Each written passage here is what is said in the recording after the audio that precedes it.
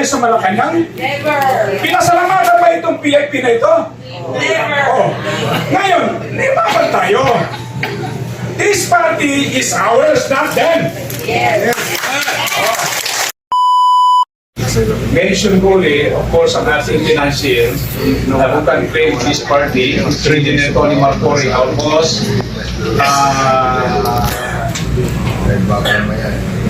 Sir Gali Soto of Region 1, and then Architect Puts Balyao of NCR. Then back in Mindanao, we have Vincent Angcasis. I'm referring dito po doon sa mga nagpagod, gumastos, nagsakripisyo sa PFP na ito. Pinagkinampangan ng 3 tao lang, no? Mga walang iyak. Basically, ewan ko, nakakatulog pa yung mga tao na yun. So, what else? Wala dito si Mayor TJ Rodriguez. Of course, si Ramamid, Pong, at saka si sister niya. And then, of course, I made mention also my team from Mindanao, Colonel Jojo Montanier of Farm, John Apartes of Region 11 yan, and Alexander Agustin of Region 11 also. And then, doon sa Region 10, wala dito kasi nasa Amerika, si David Sali sa Los Baños. And of course, Arturo Moreno, Regional President of Region 10, and of course, Colonel John Gonzales of Region 9. Nagta-travel pa yan from Zamboanga all the way to Coronadal City, just to be with us. At of course, wala rin dito na kasama rin ni Sir Tony gumastos sa PFP na ito.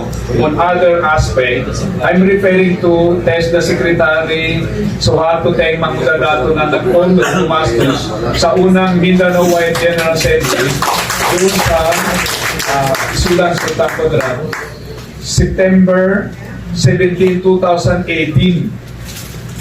A few weeks before maging ma-accredit po ang PFP na ito. And of course, ang kanyang tatay, si Governor Dato Pax Mangudadato. So, they were the officers who told us kung paano maitawid ang Partido Federal ng Pilipinas, no?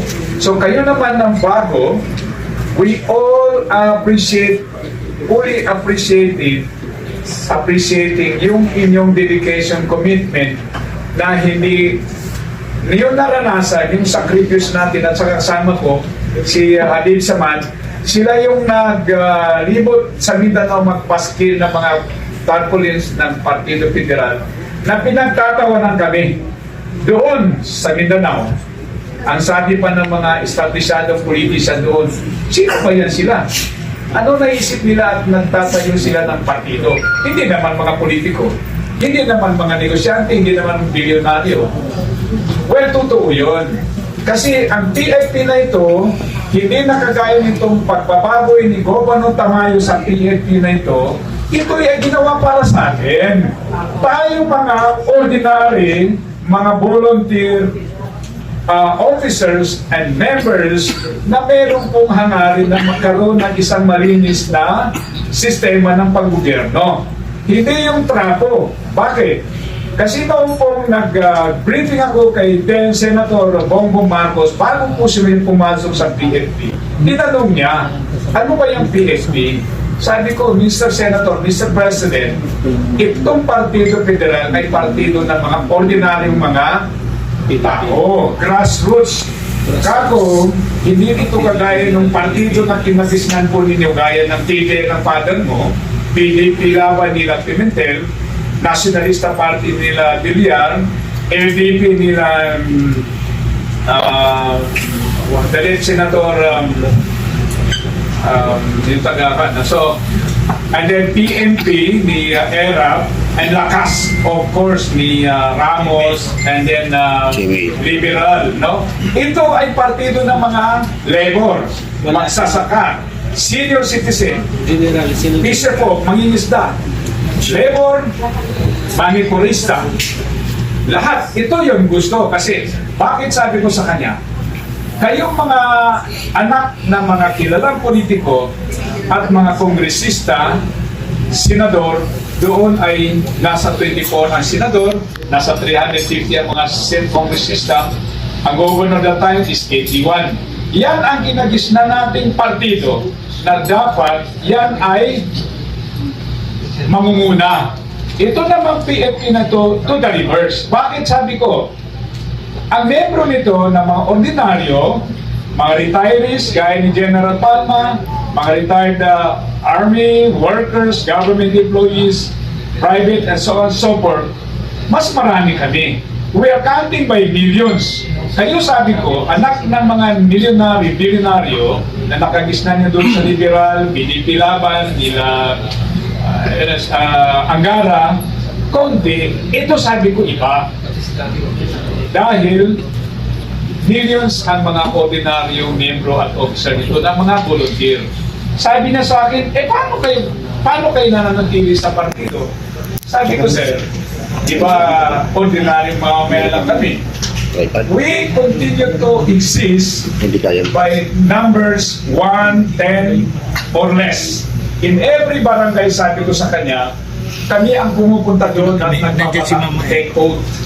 And then, ang kinakain namin, kung ano lang yung pagkain doon, hindi yung mga mas maranya o luxurious ng mga pagkain gaya ng mga steaks o iba pa kami, okay na kami sa saging kamote. And that sustained this party to exist from 2018 hanggang noong 2021, July 8, nung nag-briefing ako sa kanya doon sa South Cotabato. And that lead, then Senator, ex-Senator, and now President BBM, to appreciate, he appreciated the manner that this ordinary PFP party owned by a grassroots members and officers na pumasok. Hindi niya ginamit ang kanilang KDL, hindi niya ginamit ang Nacionalista Party kung saan doon siya na-elect ang kanyang father. Hindi rin niya ginamit ang lakas o ano pa pang mga well-established party sapagkat dito niya nakita na nakakarami nga ang miyembro. Yan dapat ang maintain na status at direksyon ng PFP na ito. Ngayon, nung pumasok po si Ginoong Tamayo, si Governor Tamayo, ang pinagkukuha niya ay masakit sapagkat yung mga tumatawag noon kay BBM na magnanakaw, mamamatay tao ang kanyang tatay, yun naman ang kanyang pinagkukuha ngayon to the detrimental ng ating mga original na mga member and officers. Umaaray po, I'm referring to dun sa Sibugay, tumawag po ang isang vice mayor doon sa Sibugay. Sabi niya, BP, bakit noong kampanya natin sa 2021 and 22, pinanganalandakan dito sa Sibugay na yan si Marcos magnanakaw. Ngayon pumasok si Tamayo at nagpapatake out kung sino yung tumawag na magnanakaw si Marcos, yan ngayon ang bagong member ng Partido Federal ng Pilipinas sa ating lalawigan, kami ay nawala sa picture. Ganon din sa Iloilo.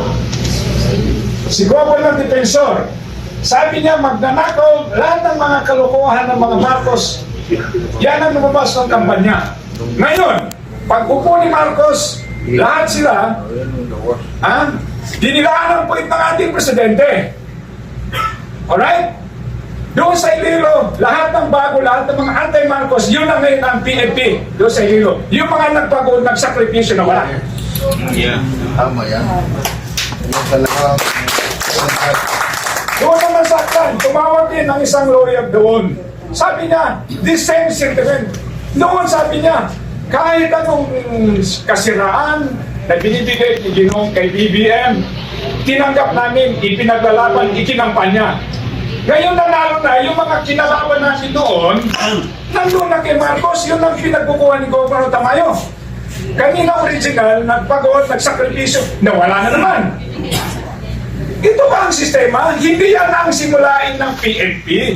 Ibalik natin grassroots party, hindi pang elitista.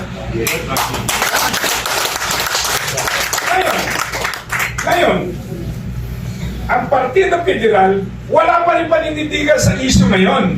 Back to the current situation.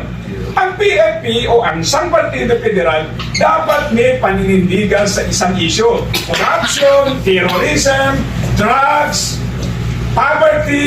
Ngayon, pinapamukha na wala kayong mga kwenta mga pro-Marcos kasi sumusuporta kayo sa magnanakaw, kurap, diktador. Ngayon, nandun na sila. Nandun pa sa Malacanang. Kasama ni Anton Lagdamen, Staff Anton Lagdameo. Tayo, napatawag ba tayo sa Malacanang? Never! Pinasalamatan ba itong PIP na ito? Never! Oh. Ngayon, limaman tayo. This party is ours, not them. Yes! At hanggang sa Supreme Court, ilaban natin ito. Kahit ilan man tayo. Kasi noon, sabi nga ni Sir Gabi Soto, Marcos Boyan. Pero, alam ko, meron din siyang sentimiento. Way back 1970s, Marcos na yan. Pero, ano nangyari ngayon?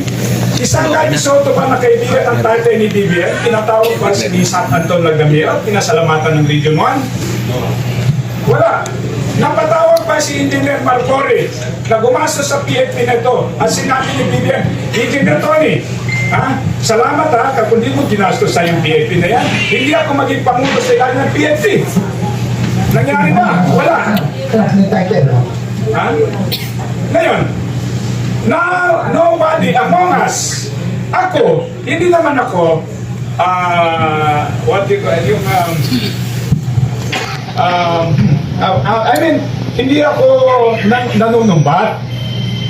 Sapagkat, ako naman, kung hindi dahil din sa atin, hindi rin siya, malamang hindi rin siya papasok sa PFP. Now, doon sa libro ni Atty. Vic Rodriguez, sinabi po niya na I am one of Muslim leaders who briefed the BBM that led him to join PFP. Kasi nga, sabi ko sa kanya, ang PFP is a grassroots party. Pangmahirap na partido. Kaya kung wala kaming miyembro dito na bilyonaryo, anak ni senador, wala. Puro mga volunteers, mga retired, mga negosyante kagaya ni Sir Tony, retired employees kagaya ni Sir Gavin. Of course, mga negosyante rin kagaya ni Architect Boots Baliao. Yan ang PFP. Wala kaming mga ex-senators, ministers o kaya department secretaries, so on and so forth. Kasi that time sila kasesyonis, hindi pa man sila mga secretaries doon. Sila J.B. Hinlo, na naging presidente ng PFP, hindi rin mga government officers. Atty. Mangudyong, hindi rin. No? Nagkaroon na sila ng posisyon noong naupo si PRRD. No? So ngayon, fast forward, yung mga nagpagod din naman kay BBM, I hope nakikinig ang Pangulo. Bakit ang tinitingnan nilang kinakausap ay isang kurap gaya ng isang Atty. Briones, isang General Tom Lancio na kumuha ng 10 million, hindi pa nga kayo nangampanya ng Mr. President. Buwan pa yan ng September of 2021. Kinulimbatan na kayo ng 10 million. Kami hindi kami kumuha ng 10 million sa inyo, Mr. President. Silang dalawa ang kumuha sa inyo ng 10 million. Bakit kami nawala ni 5? Kinuha sa'yo. Kinaharap po ba kami? Kinausap po ba itong mga tao nito, Mr. President? Where is justice? If you are considering us a truly party mate, picture will show, we prove, nilibot namin ang buong Mindanao, buong Visayas, buong Luzon, and NCR. We sacrificed for you, Mr. President. And what happened? Itong tatlong tao lang ito ang kinakausap po ninyo. Bakit hindi nyo kausapin yung mga ordinary member ng Partido Federal? Si General Tomnation, naging DCDA chairman. Kami naman, Mr. President, walang naghahangad naman ng trabaho. In fact, walang nag-apply dito. However, kung meron kayong kukunin sa amin, we are honored to accept whatever trabaho yan, basta walang mga kondisyon. Ang kailangan lang ng grupo natin na to, recognition or appreciation from a president like BBM na tumakbo sa PFP at nanalo. Tingnan nyo doon sa Comelec ang partido ng PFP. Pinatawag pa ni BBM ang lahat ng kanyang kapartido ng PFP. Record will show. Okay. Ang ating president, veteranong politician, 49 years na nasa politics. 48. That's not correct siya. Ngayon, sabi ni John Antonio Berceles, ang ating presidente, every president that come in a news administration, meron talaga siyang oras na binibigay para ipunin ang kanyang kapartido. Meet and greet session. From the time of Cory, Ramos, Erap, Angara, etc. hanggang kay PRRD, Arroyo. Etong kay BBM, pinatawag pa tayo. Gaya rin ng walang makapagpasabi rito na pinatawag tayo. Ang kinatawagan lang po niya, gaya ng corrupt na Atty. Briones, General Lanchon at Governor Tamayo, na pagkakalam natin, milyon-milyon din ang kinuha pera. Tayo ni piso, ni 5, wala. Pinatawag ba tayo? Anong klaseng samahan ito sa partido? Di ba? Sana makarating sa ito, Mr. President. Harapin mo kami. Kausapin mo kami. Ano bang problema nyo? Ang problema namin, paggutom sa amin. Ang problema namin, wala kaming supply ng tubig. Ang problema namin, drugs, criminality. Yun lang. Hindi kami nag-aangat, Mr. President, ng sweldo o kaya ay trabaho o kaya ayuda. Maski mga miyembro kami ng mga pobreng pamilya, hindi ko kami nag-aangat ng ayuda. Sapagkat, Mr. President, alam namin kung paano mag-survive. Ang hindi lang namin alam, o kaya tinuruan ng magulang paano kumilimbat sa pera ng gobyerno. Gaya ng mga nasa Kongreso. Nasaan ang billion-billion na public pork barrel na yan? Doon sa amin, wala pa rin ilaw. Wala pa rin tubig. Wala pa rin mahusay na kalsada. Yan ba, hindi yan ang gusto ng PNP. Yun ang gusto ng partido. Lahat ng mga ordinary tao makikinabang. Up to the grassroots, kaya nga grassroots party. Oh, ano ngayon? Wala. Ang pinagkukuha, ulitin ko, ang nakikita ko ngayon, pinagkukuha, governor, congressman, mayor.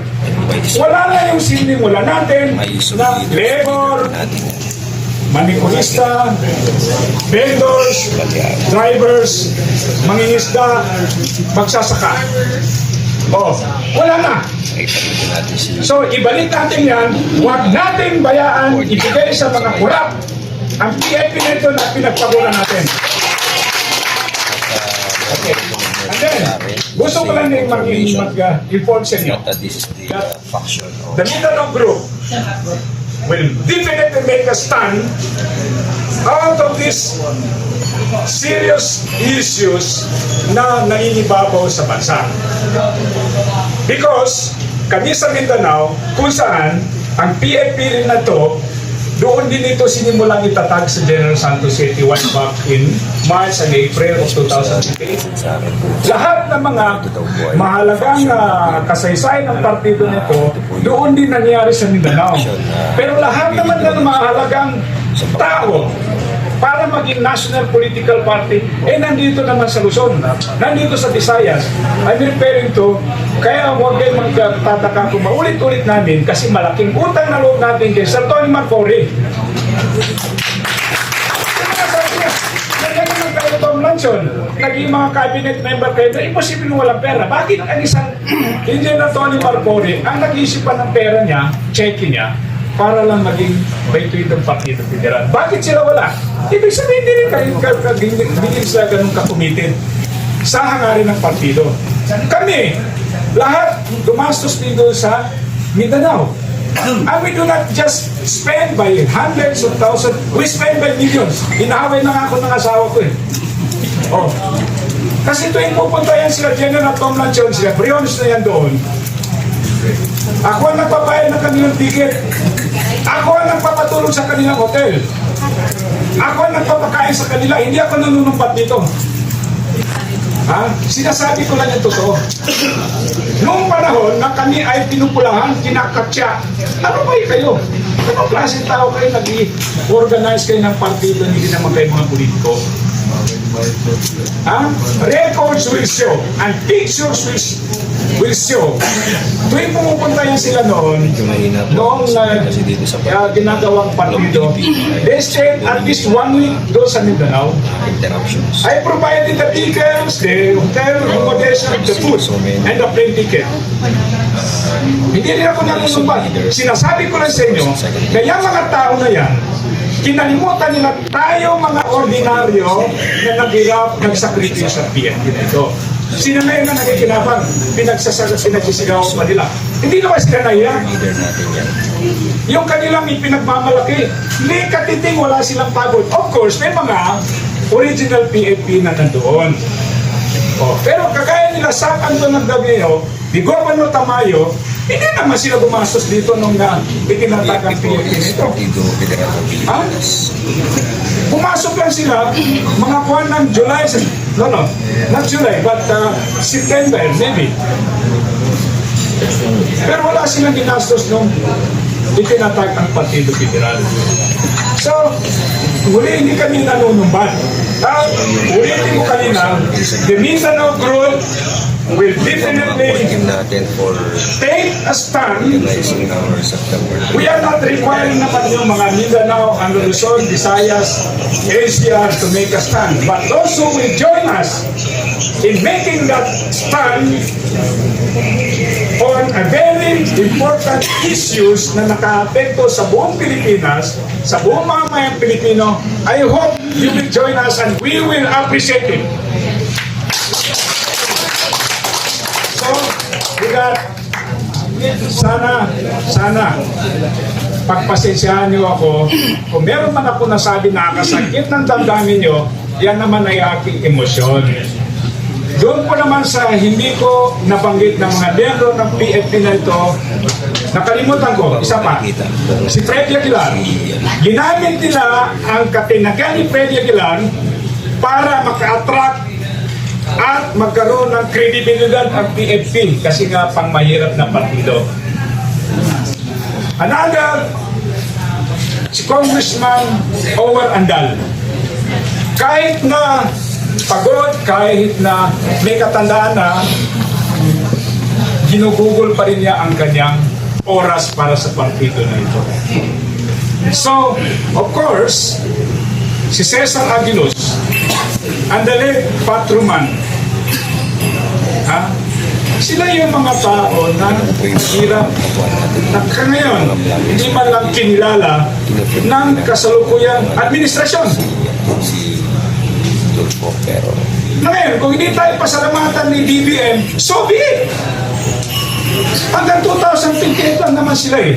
And PNP and tayo na mga ordinary member at officers ito will exist beyond 2028. We will make sure of that.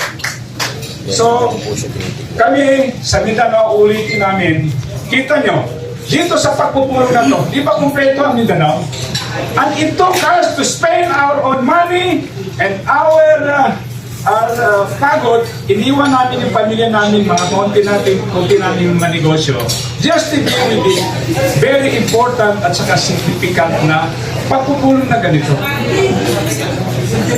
You see, at hindi ko rin hindi ko dapat kalimutan pasalamatan si Secretary Teng Mangudadato na gumastos sa partido maski hindi siya noon miyembro ng partido na ito. Dahil lamang sa